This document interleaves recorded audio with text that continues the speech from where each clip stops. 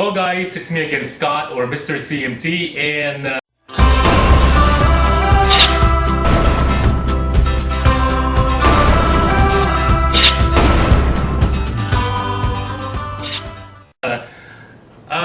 this time what I'm going to do is I'm going to talk in Tagalog, or my native tongue. This video is in regards with a recent hoo-ha in the Philippines, and it's all about Edward Kisses Maymay and Edward's sister Laura.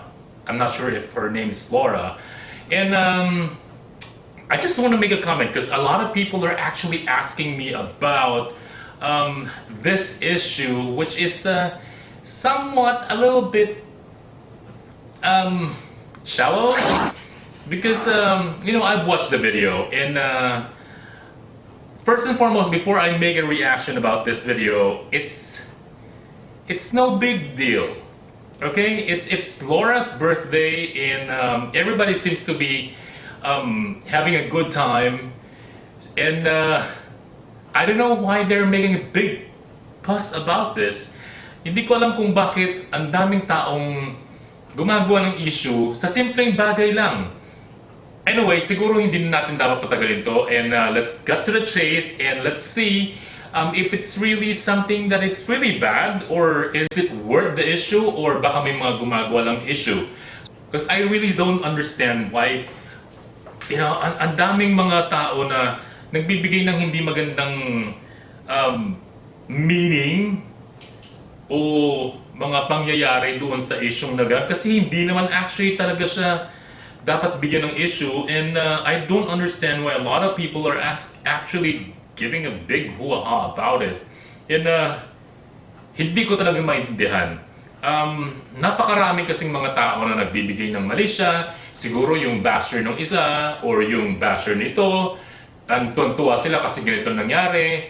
Pero ang hindi nila naiisip, or what they're not thinking about, is that ang hindi naman si Kisses or si Maymay ang naiipit sa isyong ito, kung hindi si Edward. Kasi sinasabi nila na napaka-selfish daw ni Edward, or pinagdadamot daw ni Edward yung sister niya.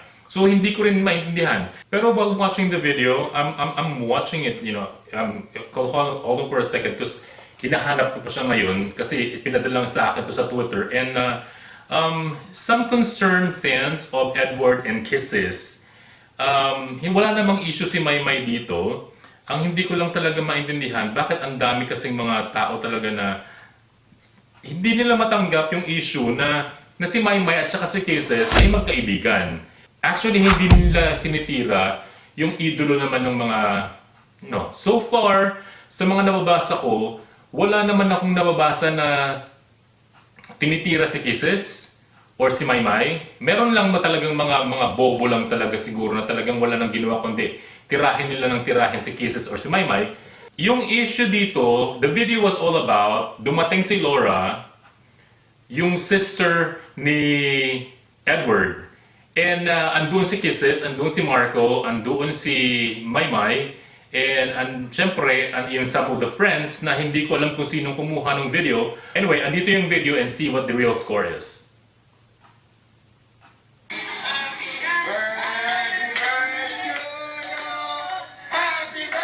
Here, dito kumakanta sila. Si Maymay, si Kisses, si Marco.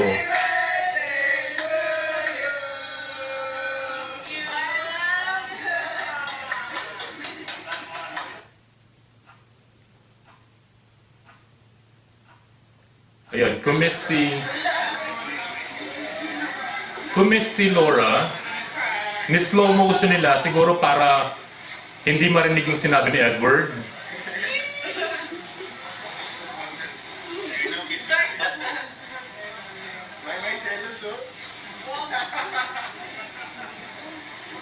Tapos nag-comment si Marco na may selos kasi apparently si Laura or si Kisses umikot to greet Laura again.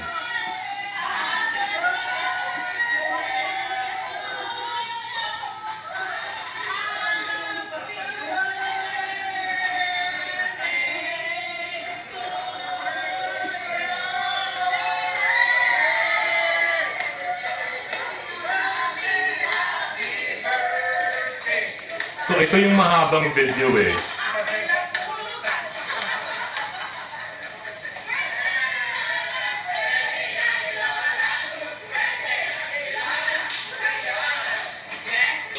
Masaya naman sila. So, hindi ko rin talaga maintindihan bakit may mga taong may hinang utak o makikita ng utak na hindi makaintindi na bakit may issue dito. Tapos, ang sinasabi pa nila, si Edward daw ang may kasalanan kasi pinagdadamot daw ni Edward yung sister niya kay Kisses. Which is somewhat foul kasi nung niyakap ni Edward si Laura, sinabi na ni Edward,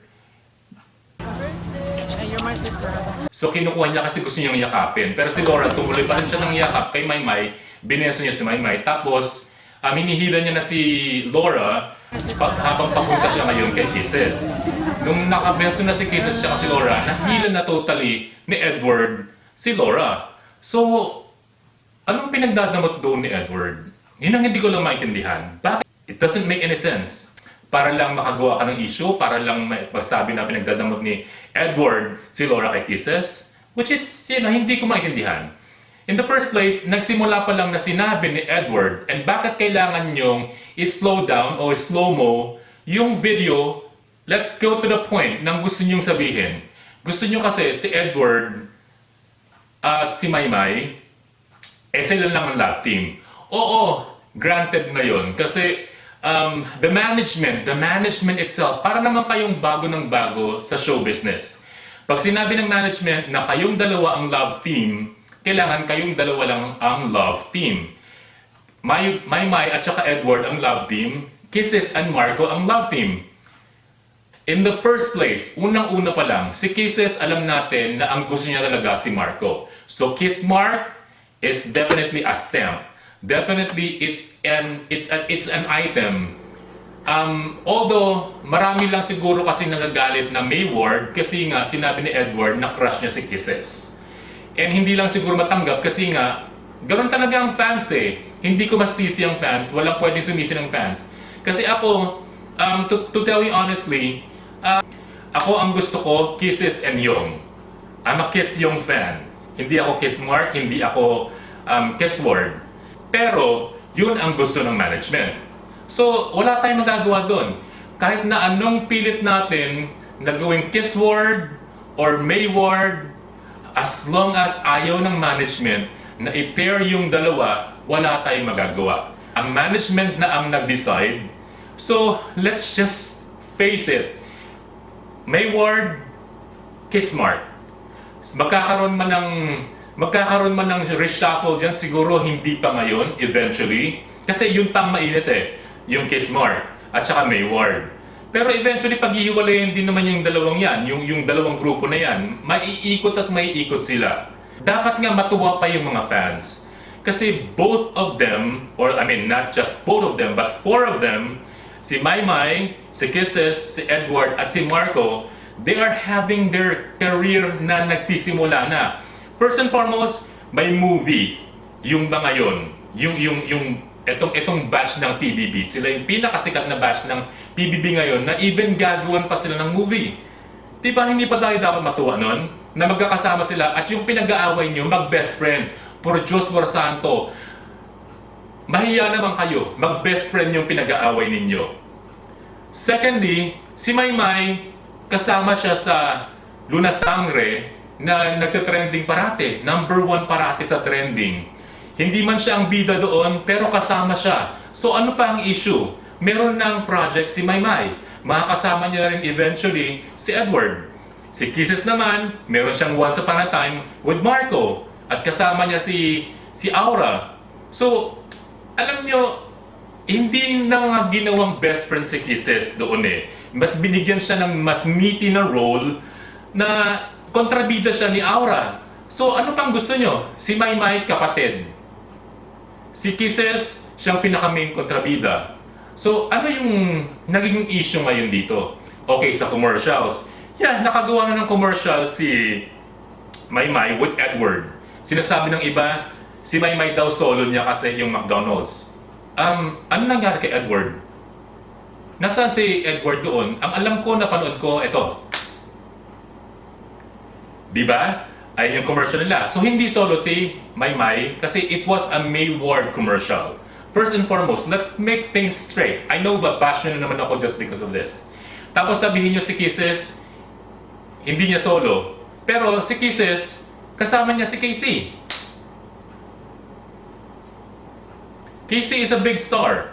Hindi man maging solo commercial ng Kisses yon, kasama niya si Casey. Casey Concepcion is Casey Concepcion.